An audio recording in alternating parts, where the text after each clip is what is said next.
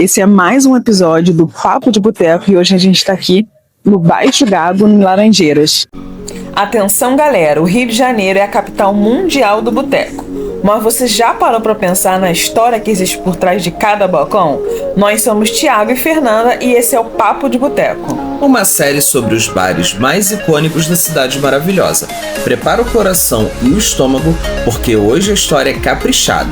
Simples assim, perfeito assim. Vamos nessa? Bom dia, José e Cleia. Bom dia. Obrigado por nos receber aqui e conversar um pouco com a gente sobre o bar, né? Nessa série que a gente está fazendo aí sobre as histórias dos bares cariocas. E a gente quer entender qual foi a história do Baixo Gado, qual foi a inspiração, você já tinha um outro negócio, tinha vontade de abrir um restaurante. Conta aí pra gente como é que surgiu a ideia do Baixo Gado. Tem. O Baixo Gado, ele na verdade, a gente tinha um boteco menor aqui na rua, né? Que era a Adega do Juca. Aí o que aconteceu? Aí apareceu esse imóvel aqui, um pouquinho maior, pra gente alugar. Aí nós alugamos e viemos pra cá, porque lá já era muito pequeno e não comportava o nosso público. Aí nós viemos pra cá, já sem sócios, só com a família, né? Já com o nome de Baixo Gado. Aí o Baixo Gado foi até a ideia dele, porque tava naquela época, né? De Baixo Leblon, Baixo não sei o que, aí por causa da Gago Coutinho nós botamos Baixo Gado. Entendeu? É por isso que é o nome do bar. Porque todo mundo já fica... O que é o nome do Baixo Gado, né? Eu vi até com uma foto que a gente vai postar, falando do Baixo Gado. Mas vocês sempre quiseram ter um restaurante, sempre foi coisa de família, vem do senhor, então... Foi um negócio que aconteceu de repente, eu trabalhava na empresa, a Massuprema, eu fui um pioneiro lá, e trabalhei nessa empresa e a empresa fechou, só de briga de família.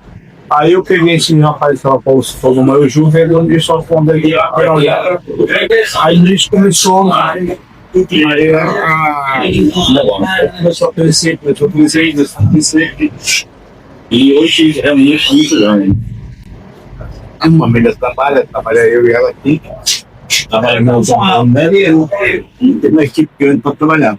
Aí nós fizemos uma computadora aí na feijoada de São Jorge, botamos uma foto para feijoada, botamos aquilo.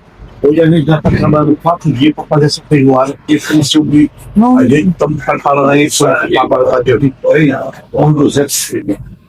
Nossa, que bacana, é bom, né, ver prosperando, e é bom também em família, né, tem as diferenças, mas ao mesmo tempo é bom estar em família, né, e nessa trajetória toda do bar tem alguma história relevante ou engraçada, algum perrengue que vocês passaram, que tem na memória, assim? O pior perrengue, vou te falar, foi a pandemia.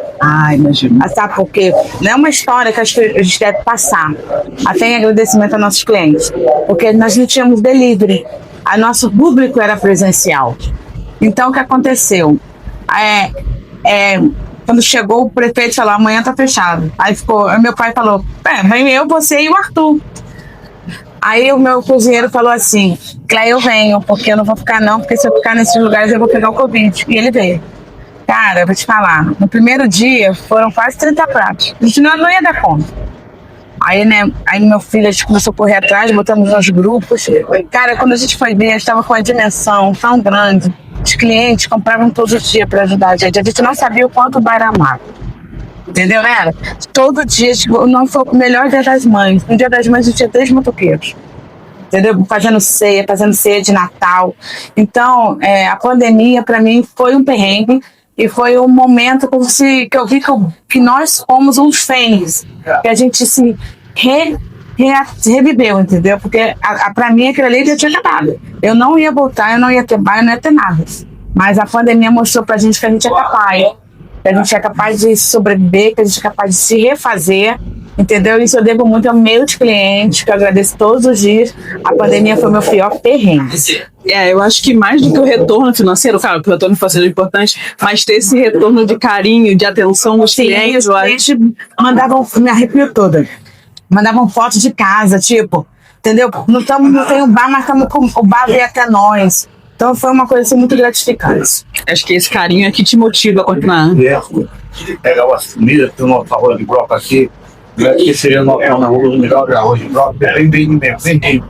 Aí os caras pegavam o negócio pra casa, aí ficava uma parede, aí separava o arroz de broca aqui, o purê aqui, a comida aqui, e mandava foto pros grupos aí. Aí a gente teve um dia do domingo que aí fez 70 entregas. Nossa. E a terceira tempo estava cozinhando eu. Porque os cozinheiros iam lá, mas o cara falou, onde tu vem? E o negócio não estava muito doido. Aí eu acho que nós derramos fogo ou acertamos, porque na vida, né? Os dias que eu amigo, na fila do boteco, a gente só fez, a gente chegava 10 horas da manhã e fechava às 5. Talvez se não tivesse prolongado até 10 horas da noite, a gente tinha pegado o suco da manhã e o suco da noite. Mas graças a Deus é uma coisa que uma coisa nova. Foi, passou, mas te motiva a continuar. E mais uma pergunta que eu queria fazer para vocês falaram um pouco do arroz de broca.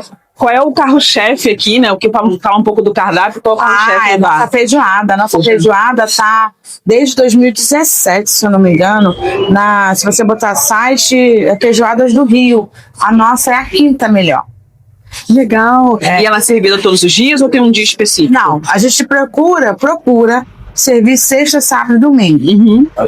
Mas como nós temos as vans aqui do Corcovado, aí passa muito turista. Aí se eventualmente chegar, a gente não vai deixar o cliente ir embora, a gente bota. Mas o forte é sexta, sábado e domingo. Ah, ótimo. E que mais? Qual é o foco do cardápio? A comida caseira? Qual é o foco do Nós cardápio? nós somos versáteis. Temos comida brasileira, temos comida portuguesa, temos vários tipos de comida. Ah, isso é muito Mas bom. o nosso mesmo é foco mesmo na comida brasileira. Não, e acho que é muito bem localizado, como você falou, né? O treino pro Corcovado fica bem pertinho aqui mesmo, né? E a pessoa pode ir no início ou no final do passeio passar por aqui, então é um ponto estratégico. Vamos sair da lei. A van passa aqui. É bom saber, para você que é turista, então é bem pertinho aqui, fica na Gal Coutinho, em Laranjeiras, então se você por acaso for conhecer o Cristo, é um ponto para você vir experimentar a feijoada, principalmente se for um final de semana, então já fica a dica aí de roteiro para o Rio de Janeiro. E muito obrigada a vocês por ter recebido a gente, por essa entrevista, e as pessoas também conhecerem a história de vocês. Muito obrigada. Obrigada Tá bom? a você.